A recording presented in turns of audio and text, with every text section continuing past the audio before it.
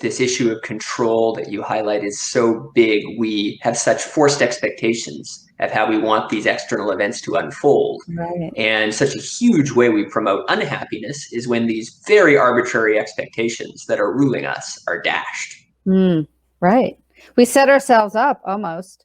And we're not doing it intentionally. We're again, this is ingrained in us, is that if you work hard to expect that you will have everything you want and feel good and think the right thoughts and do the right things. And it's so tenuous to lay our hopes and dreams and our power out somewhere in the ability to control or manage something that where most things are beyond our control, right? As we're discovering.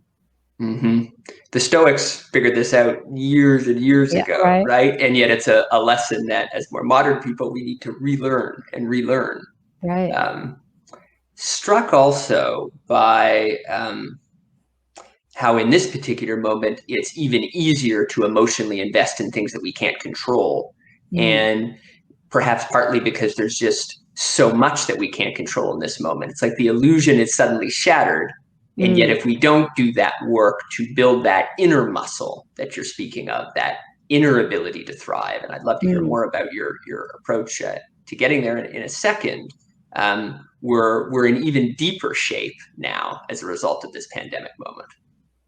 Right. I think one of the things the pandemic has done is pushed us out of that world, that outer world where we relied so much on our external activities and roles and identities.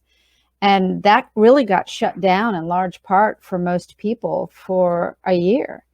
And we were forced to retreat and have access only to our immediate families and homes and inner world, and manage so much more of our thoughts and feelings and expectations based on just ourselves, rather than that safety net of all of those external structures, friendships, jobs, socializing, entertainment, all those things. So our worlds got turned inside out.